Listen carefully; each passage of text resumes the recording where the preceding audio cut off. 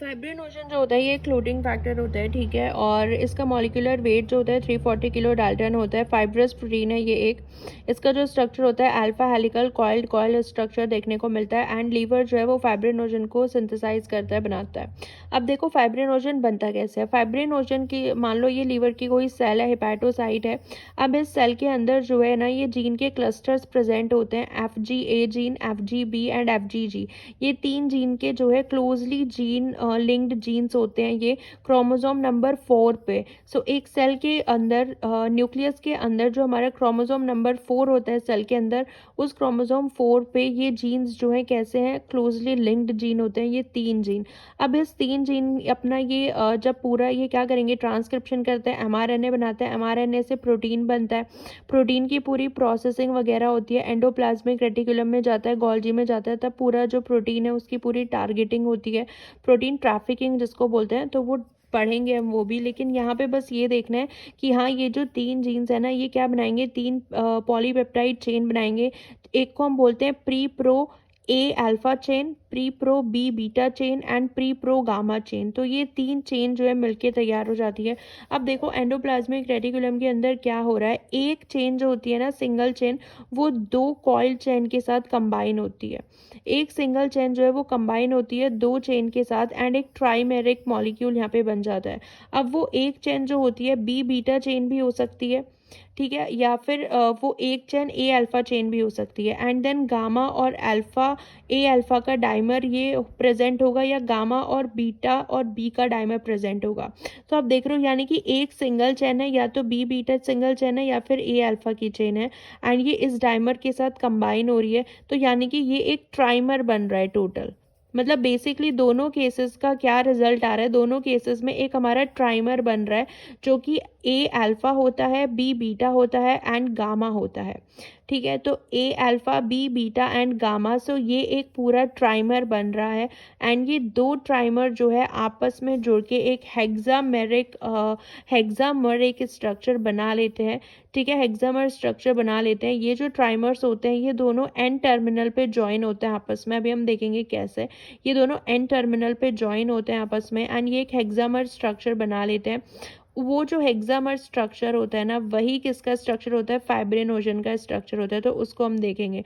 So basically fibrinogen जो है किससे बन रहा है, ये ट्राइमर्स से बन रहा है, ठीक है। 2 ट्राइमर जो है आपस में ज्वाइन होके क्या बना रहे हैं, हेक्सामर बना रहे हैं।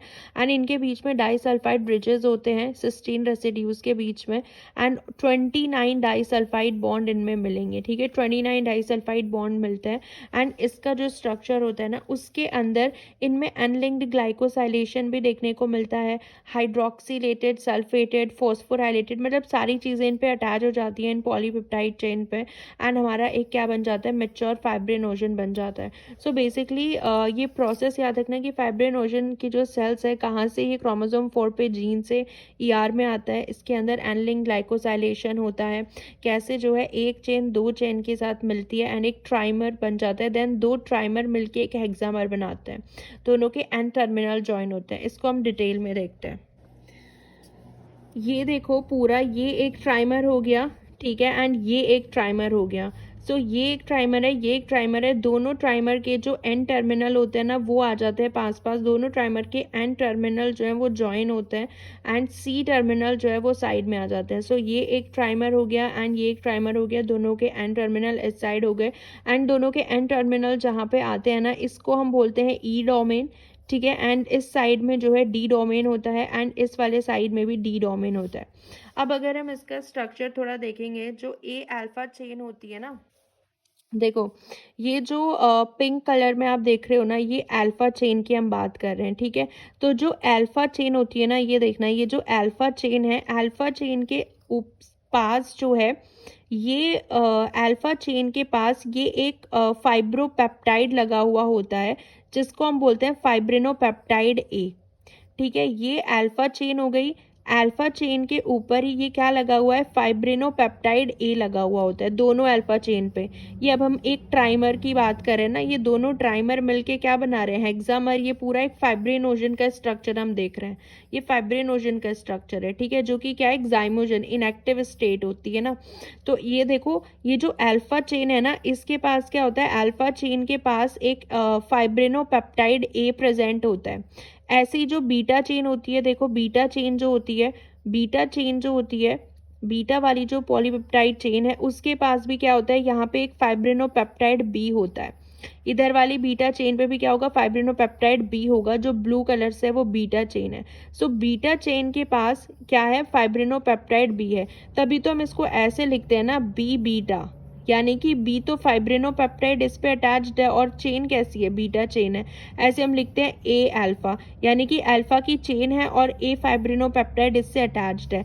गामा पे कुछ अटैच्ड नहीं होता, गामा वाली सिंपल ऐसे ही है। एंड यहाँ पे जो बीटा चेन होती है ना, ये एक बीटा नोड्यूल बना लेती है, एंड गामा की जो चेन होती है वो गामा नोड्यूल बना लेती है यहाँ पे। तो गामा का नोड्यूल बन गया एंड बीटा का नोड्यूल बन गया। बेसिकली यहाँ पे जो है कार्बोहाइड्रेट अटैच्ड होते हैं बीटा नोड्यूल्स पे या गामा नोड्यूल्स पे, कार्बोहाइड्रेट्स जो है वो अटैच्ड होते हैं। एंड जो अल्फा की चेन है ना, अल्फा का जो सी डोमेन है वो घूम के जो है यहीं पे आके बाइंड हो जाता है। अल्फा का जो सी डोमेन है, ये अल्फा का, ये तीनों चेन का एन टर्मिनल हो गया ना, यहाँ पे एन टर्मिनल हो गया। उसके बाद जो अल्फा चेन होती है ना, उसका जो सी डोमेन होता है ना, वो यहाँ पे आके ऐसे प्रेजेंट होता है, ठीक है। अभी ये इनएक्टिव फॉर्म में है, तो अल्फा का सी डोमेन जो है यहाँ प्रेजेंट है, एंड अभी जो है ये इनएक्टिव फॉर्म में है, ठीक है। तो इसको हम बोल सकते हैं, तो बेसिकली क्या होता है, ये फाइब्रिनोजन इनएक्टिव फॉर्म में होता है। इसको हम इस वाले स्ट्रक्चर से और क्लियरली समझ सकते हैं कि ये एक अल्फा की चेन हो गई, ठीक है, अल्फा की चेन हो गई, एंड ये हो गया फाइब्रिनोपेप्टाइड ए। बीटा की चेन हो गई फाइब्रिनोपेप्टाइड बी। गामा की चेन हो गई, गामा में कोई फाइब्रिनोपेप्टाइड नहीं है, ठीक है। बीटा की चेन हो गई, बीटा में ये फाइब्रिनोपेप्टाइड बी हो गया, एंड ये फाइब्रिनोपेप्टाइड ए हो गया अल्फा चेन में। एंड इनके बीच में जो है बॉन्डिंग हो जाती है, एंड ये पूरा जो बीच का डोमेन होता है, जहाँ पे तीनों चेन के एन टर्मिनल आ रखे हैं, ये वाले एन टर्मिनल, इसको हम बोलते हैं ई डोमेन। एंड ये जो साइड वाले होते हैं, इसको हम बोलते हैं सी डोमेन, ठीक। मतलब ये जो सी टर्मिनल वाला होता है ना, इसको हम बोलते हैं डी डोमेन। तो बीच वाला जो है ई डोमेन हो गया, एंड ये वाला हो गया डी डोमेन। एंड जो ए अल्फा जो होता है ना, जो एक्स्ट्रा ये निकला होता है, ये होता है ए अल्फा, इसको हम प्रोट्यूबरेंस बोलते हैं, ए अल्फा प्रोट्यूबरेंस में, यानी कि अल्फा सी टर्मिनल जो है वो बाहर निकला हुआ होता है। तो ये पूरा ई डोमेन हो गया, यहाँ पे इनका कॉइल्ड स्ट्रक्चर होता है। देन डी डोमेन में हमारे गामा नोड्यूल्स वो हमने देखे थे, एंड ये अल्फा का जो सी डोमेन है वो यहाँ पे ऐसे आके बाइंड हो जाता है। अल्फा का सी डोमेन नॉर्मली यहाँ बाइंड रहता है, ठीक है। तो इसलिए ये जो होती है ना, ये इनएक्टिव फॉर्म होती है। अब ये देखो, इसके स्ट्रक्चर में हमने ये फाइब्रिनोजन का स्ट्रक्चर देख लिया है, ठीक है। तो कैसे कैसे इसका स्ट्रक्चर बनता है, अल्फा और बीटा। अब जब थ्रोम्बिन इस पे एक्ट करता है ना, फाइब्रिनोजन पे, क्लोटिंग फैक्टर, तो थ्रोम्बिन क्या करता है, इस पे जब थ्रोम्बिन एक्ट करता है तो थ्रोम्बिन क्या करेगा, इसके जो ये फाइब्रिनोपेप्टाइड होते हैं ना, ये हटा देता है। सो फाइब्रिनोपेप्टाइड ए एंड फाइब्रिनोपेप्टाइड बी, ये दो है यहाँ से रिमूव हो जाते हैं, फाइब्रिनोपेप्टाइड ए एंड फाइब्रिनोपेप्टाइड बी। ये जो चार चेन्स होती है ना फाइब्रिनोपेप्टाइड की, ये रिमूव हो जाते हैं। तो अब हमारे पास क्या बचा, अल्फा बीटा गामा के जो है दो दो, सिर्फ इनका जो है दो अल्फा बचे, दो बीटा बचे, एंड दो गामा बचे, इनका स्क्वायर ही तो बचा। एंड मोनोमर, ठीक है, ये हमारे पास बचता है, ये हमारा फाइब्रिन का मोनोमर होता है, क्योंकि इसने यहाँ से फाइब्रिनोपेप्टाइड ए एंड फाइब्रिनोपेप्टाइड बी जो है यहाँ से हटा दिया है, किसने, थ्रोम्बिन ने। अब देखो, इसका जो मोनोमर होता है ना, ये कैसे पॉलीमराइज करते हैं, मोनोमर्स जो है, यानी कि अब ये जो एक मोनोमर है ना, ये जो एक मोनोमर है इसका फाइब्रिनोजन का, ये कैसे, ये पॉलीमराइज कैसे कर रहे हैं। तो बेसिकली इसको हम नोब एंड होल इंटरैक्शन बोलते हैं।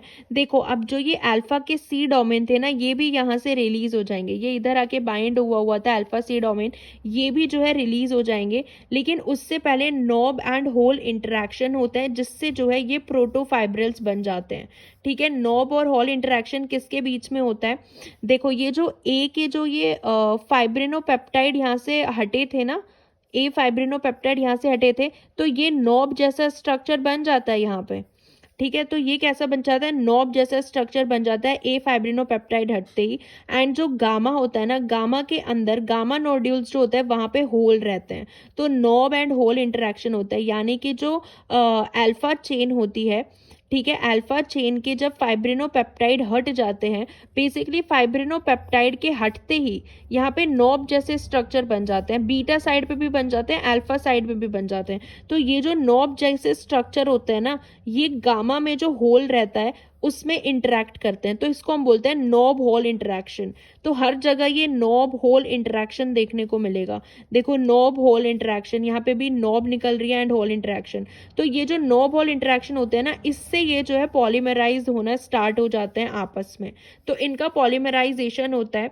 उसके बाद इनका जो ये प्रोटोफाइब्रल्स बनना स्टार्ट हो जाते हैं। उसके बाद जो ये अल्फा सी डोमेन होता है ना, अल्फा का जो सी डोमेन होता है, ये भी इंटरेक्ट होना स्टार्ट हो जाता है। ये अल्फा के सी डोमेन भी आपस में इंटरेक्ट होना स्टार्ट हो जाएंगे, एंड इस तरीके से हमारा क्या बन जाएगा, थिक फाइबर बन जाएगा, फाइब्रिन का एक थिक फाइबर बन जाता है। तो नॉब होल इंटरेक्शन होते हैं, एंड अल्फा सी टर्मिनल जो होता है, अल्फा सी डोमेन जो होते हैं वो भी इंटरेक्ट करते हैं बेसिकली। तो ये अभी क्या बना है, हमारा फाइब्रिन बन गया है बेसिकली। तो फाइब्रिनोजन से फाइब्रिन बनने में थ्रोम्बिन का ही रोल होता है। पहले फाइब्रिन के मोनोमर बनाता है, फिर मोनोमर जो है नॉब होल इंटरेक्शन करके जो है मोनोमर क्या बना लेते हैं, पॉलीमर्स बना लेते हैं अपने, एंड प्रोटोफाइब्रिल, एंड 15 से 20 ऐसे प्रोटोफाइब्रिल मिलके एक फाइब्रिन बना लेते हैं। अभी इसमें कहीं भी कोवेलेंट बॉन्डिंग नहीं है। कोवेलेंट बॉन्डिंग तब होती है जब फैक्टर 13 एक्टिव होता है ना, फैक्टर 13 जब इसको स्टेबलाइज करता है फाइब्रिन को, तब इसमें क्रॉस लिंकिंग होती है एंड इसमें कोवेलेंट बॉन्डिंग होती है। तो वो बहुत ज़्यादा डिटेल में है, सिर्फ इतना याद रखना है कि हाँ फाइब्रिन का स्ट्रक्चर होता है, इसके अंदर क्या क्या होता है, ठीक है। तो फाइब्रिन के स्ट्रक्चर में दो ट्राइमर मिलते हैं आपस में, दोनों के एन टर्मिनल जॉइन होते हैं, जहाँ पे उसको ई डोमेन बोलते हैं एंड इनको डी डोमेन बोलते हैं। सो ई डोमेन में यही होता है, फाइब्रिनोपेप्टाइड बी एंड फाइब्रिनोपेप्टाइड ए। थ्रोम्बिन इन्हीं को रिमूव करता है एंड नॉब होल इंटरेक्शन होता है, ठीक है। तो ये था पूरा फाइब्रिनोजन के बारे में। This is all about fibrinogen clotting factor, ठीक है।